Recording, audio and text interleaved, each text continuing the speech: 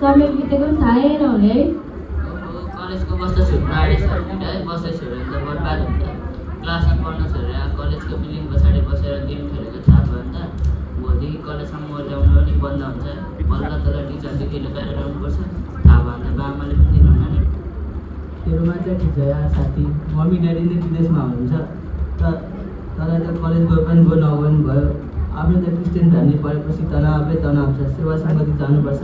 फ्यामिलीमै बस्न चाहिँ मलाई लास्टै अल्छी लागेर आउँछु। यहाँ यो फ्यामिलीमै भनेपछि के हो? पछि भन्नु बस्दै छोड्न चाहिँ जुन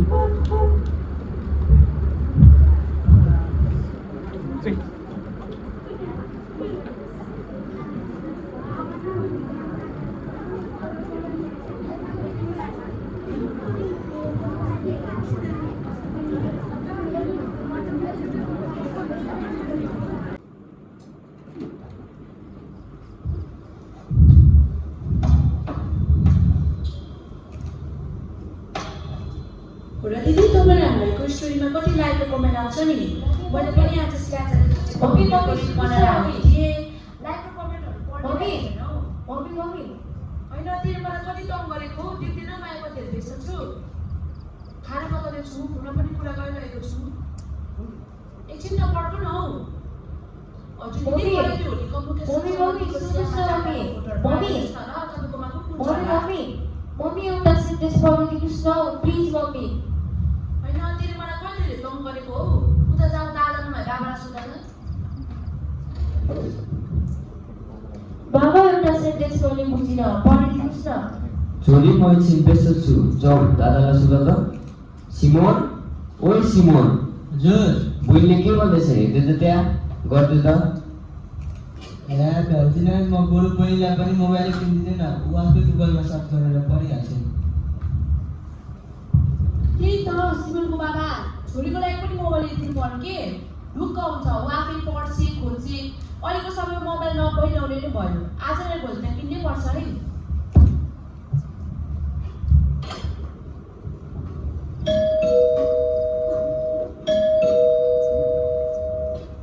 छोरी कस्तो आउनु भएछ बाहिर?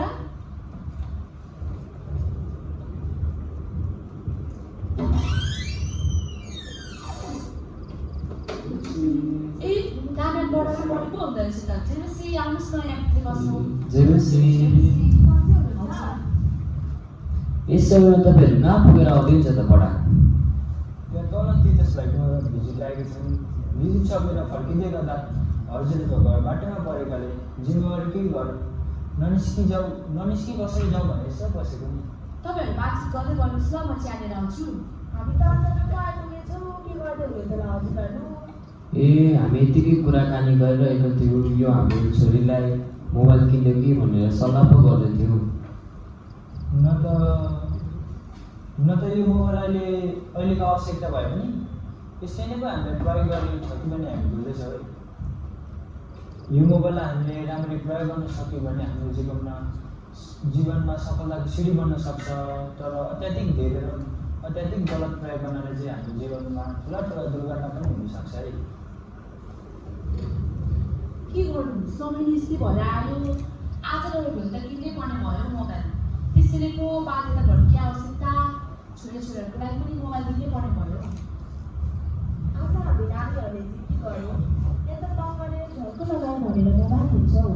भोलि त्यही मोबाइलले नानीहरूलाई हामीदेखि धेरै टाढा लगिदिन्छ। यो कुरो साँचो हो। हिउँदे गर्दा एउटै कोठामा भए पनि हाम्रो त्यहाँ बढी मोबाइलमा हुने भएको कारणले अर्को कोठामा के घटना भयो हामीलाई थाहा नै हुँदैन। हेर्नुहोस् है नानीहरूलाई, अहिले हामी यही कोठामा यति धेरै बातचित गरिरहेका छौँ, तर उनीहरूको ध्यान बढी मोबाइलमा भएको कारणले हामीले के विषयमा कुराकानी गऱ्यौँ उनीहरूलाई थाहा नै छैन। उनीहरूलाई को आयो को गयो भनेर पनि सायद थाहा नहुन सक्छ। अहिले यो कोठामा बसेर मोबाइल चलाउन थाल्यो भने त्यो किचन कोठामा के घटना भयो नानीहरूलाई या त घरको अरू परिवारहरूलाई थाहा नै हुँदैन। यहाँसम्म कि उनीहरूको भौतिक शरीर त हामीसँगै भए पनि हाम्रो केही कामको नहुन सक्छ। यही मोबाइलको कारणले हाम्रो विश्वासीहरूको आत्मिक वृद्धि त पहिले नै भइसकेको छ, तर हामी होसियार हुनुपर्छ।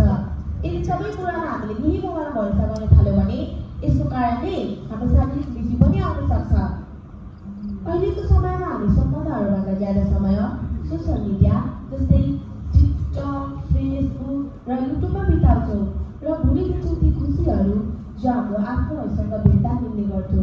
त्यो आत्मिक सङ्गतिमा धाएर जानेको आनन्दमय क्षणहरू र विश्वासीजनहरूसँग भेट्दाका ती खुसीका पलहरू।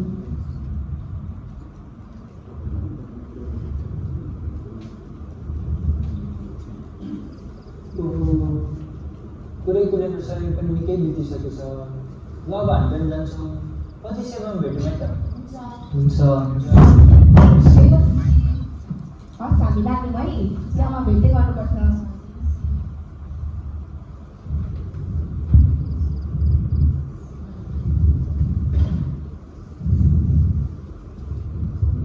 सुन्नुहोस् त, अरूले जेसुकै भने पनि मोबाइल अहिलेको आवश्यकता हो।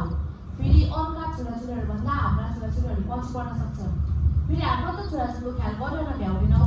मोबाइल घरमा राखेर पढ्छन्, सिक्छन्, भुलिन्छन्। त्यसरी मोबाइल त किन्नै पर्छ नि सिरुको बाबा। ए हो र, त्यसो भए विचार गरौँला।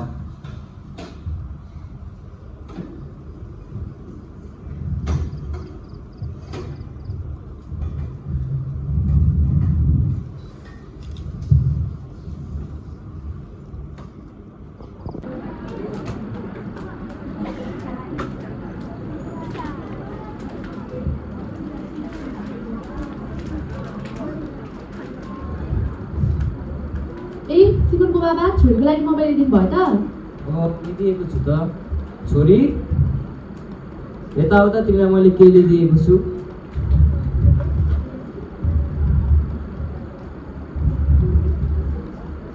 वाउ, मेरो नयाँ मोबाइल। थ्याङ्क यू बाबा। Thank you mummy. अब त म आफ्नै उमेरमा सिकेर होमवर्क गर्छु। ए सुन्नुहोस् त, आज हामी फ्यान प्ले नगरौँ ल। मैले त अघि नै सुषमा दिदीकोमा लाइभ सहमति नै गरिसकेको छु। बरु म पनि फेरि यो धन्दा सकेर लाइभ सहमतिमै बस्छु। ए हो र, ल ल साँच्ची मैले पनि बिराजुको घरमा बिरामी हुन्छ अरे। अहिले फोन गरेर फोनबाट नै प्रार्थना गरिदिनु पर्ने। मैले त भुसुकै बिर्सेछु। म फोनबाट नै प्रार्थना गरिदिन्छु र वचनको भिडियो हेरेर बस्छु है त। तिमी पनि आफ्नो काम सकेर अनलाइन सगति गर न त। आज हामी फ्यामिली प्रे नगरौँ। मम्मी कतिखेर फ्यामिली प्रे गर्ने? आज फ्यान प्ले नगर्ने, अनलाइन सहमति नै गर्ने छु म। ए हुन्छ मम्मी, मलाई पनि फ्यामिली प्रे गर्न त लास्टै अल्छी लागेर आउँछ।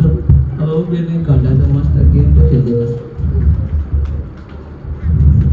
दिदी तपाईँहरू चाहिँ लाइभ सहमतिमै हुनुहुन्छ? ए हो ल, हामी पनि खाना खाइसक्यो अनि म पनि छिटो छिटो धन्दा गर्दैछु। अनि लाइभ सहमतिमा बस्नको लागि हामीले फ्यान प्ले पनि गरेनौँ। ए हो, तपाईँहरू पनि फ्यान प्ले गर्नु भएन? त्यही त, लाइभ सहमतिमा बसेपछि फ्यान प्ले नगरे नि भयो नि। जता भयो नि प्रवेशको सेवा गर्नु त हो हामीले।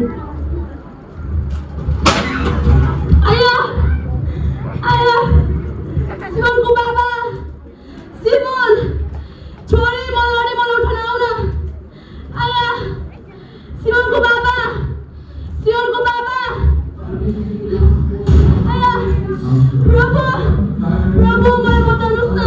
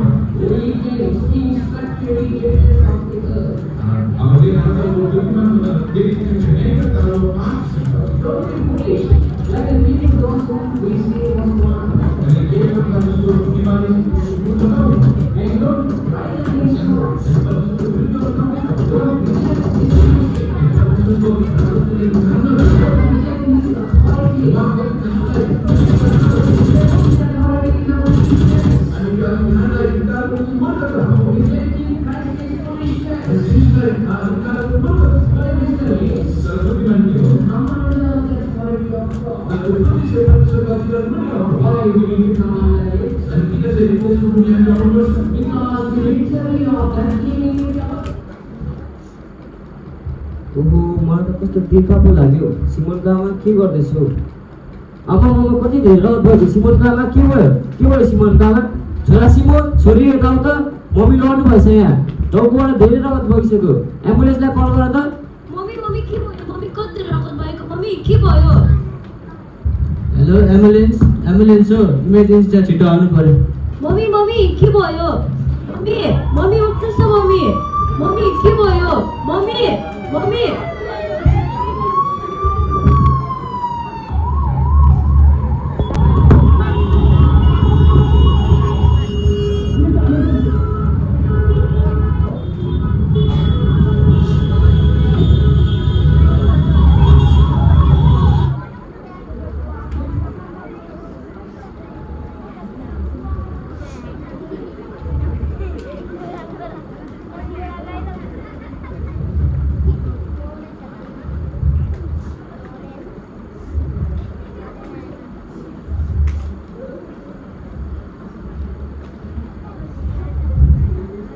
Sorry, she is no more. Mummy उठ्नुहोस् न मम्मी उहाँको त मृत्यु भइसकेछ। डाक्टर साहब तपाईँ के भन्नुहुन्छ? यति सानो चोट लाग्दा उसको कसरी मृत्यु हुन सक्छ? चोट सानो देखे तापनि लडेर गहिरो घाउ भएको कारणले धेरै इन्टर्नल ब्लिडिङ पनि भएको रहेछ र धेरै रगत बाहिर पनि गइसकेको रहेछ। तपाईँहरूले उहाँलाई यहाँ सैल्युट नै ढिलो गर्नुभयो। यदि तपाईँहरूले उहाँको रगत छिटै रोकथाम गरेर हस्पिटल छिटै ल्याउनु भएको भए उहाँको मृत्यु कुनै हालतले पनि हुने थिएन। उहाँको मृत्यु चाहिँ धेरै रगत भएको कारणले भएको। I am very sorry. अचानक के भयो? तिमीले पारिवारिक सेवा नगर्ने भएकाले म भगवानबाट नै प्रार्थना गरिदिन थालेँ र पछिल्लो भिडियो हेर्न थालेँ। यो मोबाइलले हामीलाई नबुझेको भए सायद तिमीलाई चाँडै अस्पताल पुर्याउँथ्यो र तिम्रो मृत्यु हुँदैन थियो। यो संसार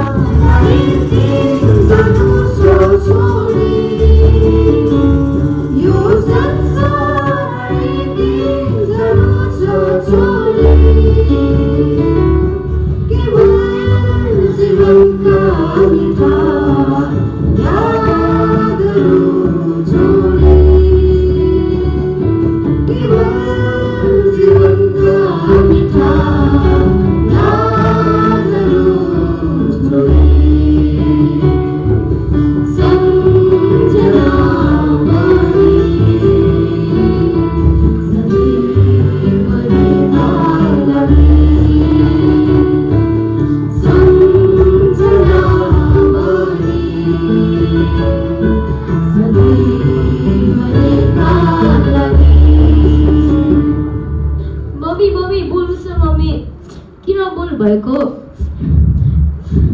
मलाई मोबाइल पनि चाहिँदैन मम्मी। यही मोबाइलले गर्दा तपाईँ लड भएको मलाई थाहा छैन।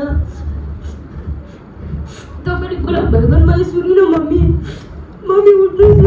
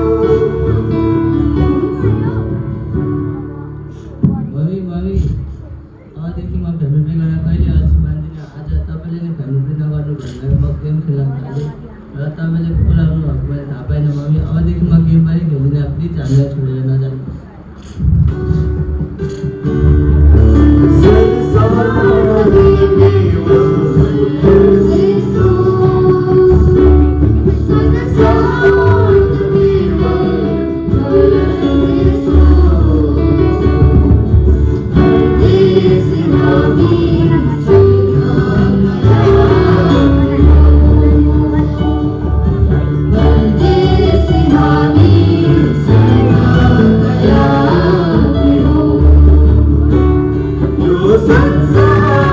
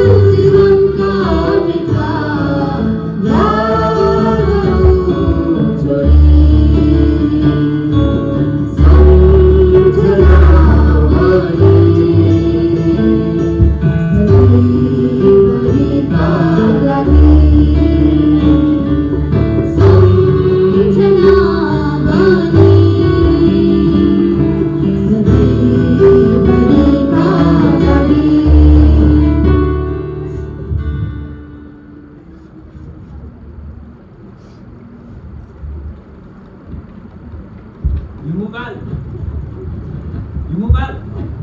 त्यसै मोटाएको छैन, यसले धेरै कुरा खाएको छ, त्यसैले त यो मोबाइल यसरी मोटाएको छ। यो मोबाइलले सबैभन्दा पहिले मानिसको हातको घडी खाइदियो।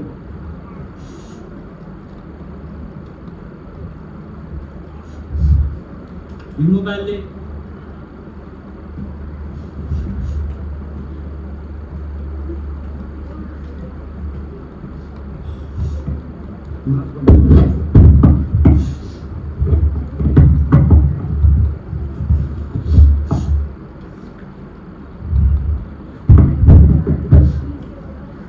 मोबाइलले घरको भित्ते पात्र र क्यालेन्डर खाइदियो।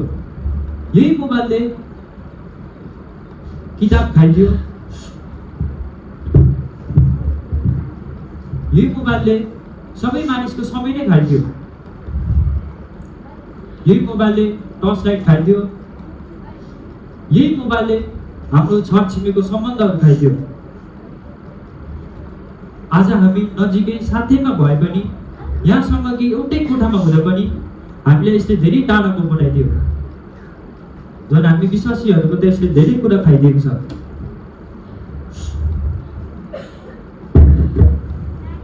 अनलाइन सङ्गतिको नाममा पारिवारिक सेवा फेब्रुअरी नै खाइदियो।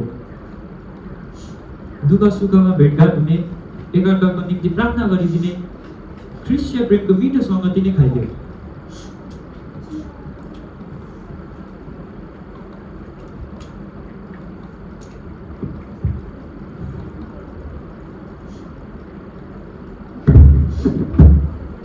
अनि प्रार्थना पनि मोबाइल फोनबाट गरिदिए भइगयो। मोबाइल फोनबाट प्रार्थना गरिदिनु भनेको त लुका 10 अध्यायको 25 देखि 37 पदमा लेखे जस्तै डाकुहरूको बिचमा परेर घात भएको मानिसलाई लेवी र पुजारीहरूले केवल हेरेर अर्कोपट्टि फर्किए जस्तो भएन र? तर परमेश्वरले त त्यो समस्या र दुःख पीडामा परेकाहरूलाई उनीहरूको छेउमा गएर मलमपट्टि गरिदिएको चाहनुहुन्छ। असल सङ्गति भनेको भेटेर प्रार्थना गरिदिएर या त मोबाइल फोनबाटै प्रार्थना गरिदिनु मात्र होइन रहेछ। असल सङ्गति भनेको त त्यो सामारीले जस्तै व्यवहारिक प्रत्यक्ष रूपमा उनीहरूको छेउमा गएर दुःख पीडामा परेकाहरूलाई आफूले सक्दो सहयोग गर्नुको रहेछ। आज एउटा प्रश्न छ मण्डलीलाई, आज हाम्रो मण्डली पनि यस प्रकारको असल सङ्गतिबाट चुकिरहेको छैन?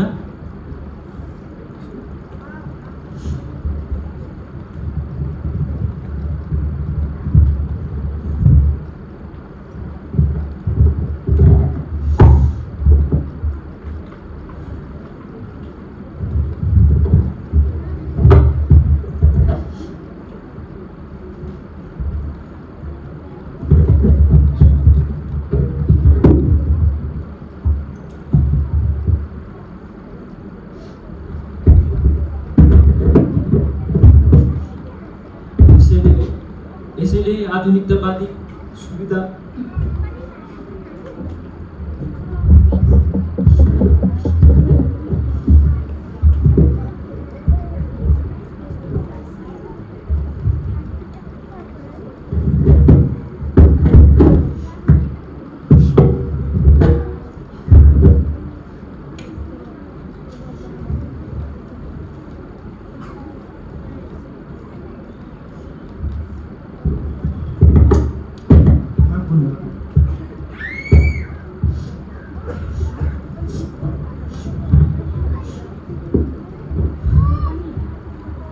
यसैले सुविधा उपभोगको प्रति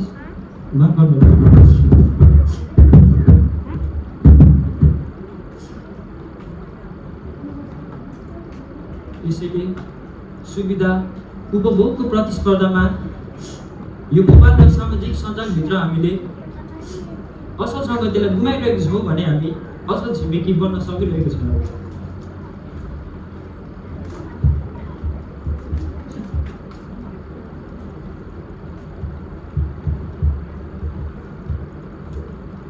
आफ्नो छिमेकीलाई आफूलाई जे प्रेम गर्न सकिरहेको छैनौ भने लुका 10 अध्यायको 25 देखि 37 पदमा लेखे अनुसार अनन्त जीवन पनि प्राप्त गर्न सक्दैनौँ। यसैले हामी विश्वासीहरू धेरै सुविधा भोगिनौँ।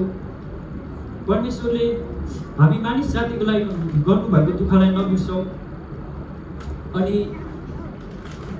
अनलाइन सम्बन्धी भनेको त एकदमै बाध्यतावश या त कारणवश गर्ने कुरा मात्रै हो। जस्तै हामीले है कोरोनाको महामारीमा अनलाइन सम्बन्धीहरू गरेको थियौँ धेरै विभिन्न जग्गामा होइन।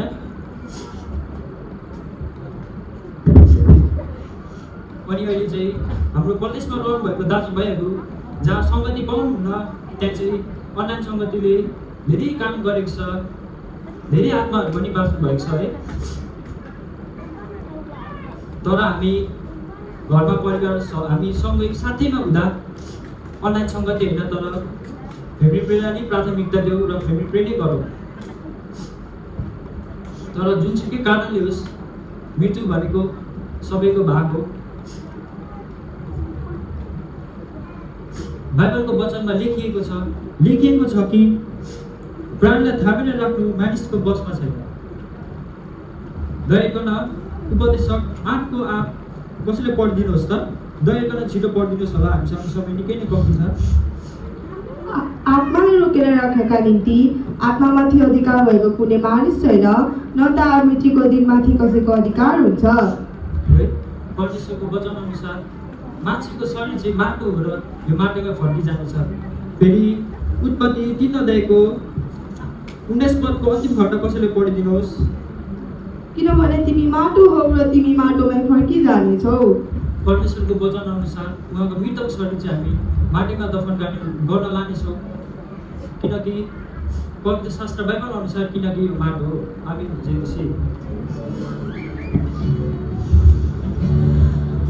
कोही यहाँ बस्नु छ धेरै, कोही यहाँ बस्नु छ थोरै, कोही यहाँ बस्नु छ धेरै, कोही यहाँ बस्नु छ थोरै। आखिर